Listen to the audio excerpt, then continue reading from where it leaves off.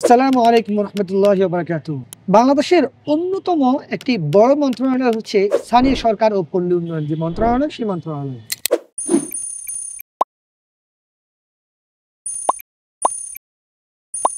বাংলাদেশের জনগণকে one two one সেবা দেওয়ার সবচেয়ে বড় কাজটি কিন্তু এই মন্ত্রণালয় থেকে করা হয়। আমরা অনেক সময় শুনি না যে মেম্বার চাল চুরি করেছে, চেয়ারম্যান গম চুরি করেছে, এবং এই যে গম চুরি, চাল চুরির যে ঘটনা, এই ঘটনা কিন্তু ইউনিয়ন পরিষদ কিংবা ওয়ার্ড থেকে ঘটে।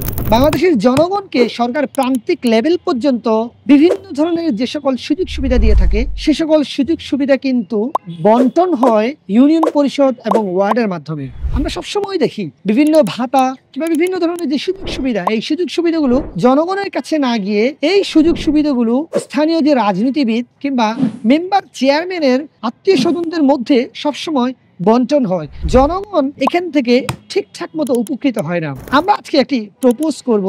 আজকে আমরা একটি সুন্দর একটি প্রস্তাবনা আপনাদের সামনে হাজির করছি, যে প্রস্তাবনার মাধ্যমে স্থানীয় সরকারের ইউনিয়ন পরিষদ এবং কাউন্সিলর যে অফিস, এই অফিসের সেবাকে জনগণের সামনে আরো বেশি স্বচ্ছ করা যাবে এবং দুর্নীতি মুক্ত করা যাবে, এবং এই সেবাগুলো কারা পাচ্ছে সেটি ক্লিয়ার করা যাবে।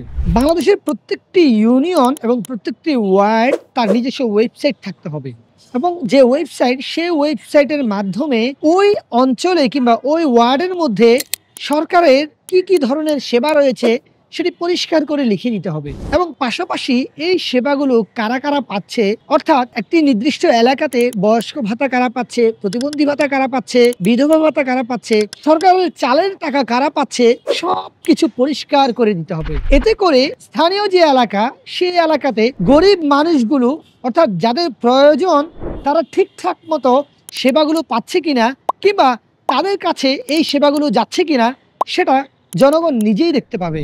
জনগণের সামনে আমরা জনগণের সেবাগুলোকে ওয়েবসাইটের মাধ্যমে উন্মুক্ত করতে পারলে, তখন সেখানে যদি চেয়ারম্যান তার নিজের ভাই কিংবা বোন কিংবা নিজের আত্মীয় স্বজনকে দিয়ে যদি সেই টাকাগুলো যদি লুটপাট করে, তখন কিন্তু জনগণ ধরতে পারবে। আমাদের সমাজের মধ্যে, আমাদের প্রশাসনিক ব্যবস্থার মধ্যে আমরা যত বেশি স্বচ্ছতা আনতে পারবো, তত বেশি আমরা দুর্নীতি কমাতে পারবো। আমরা দুর্নীতি কমাতে পারলে আমাদের জনগণ সরকারের কাছ থেকে সুযোগ সুবিধা, সেবা আরো বেশি পাবে।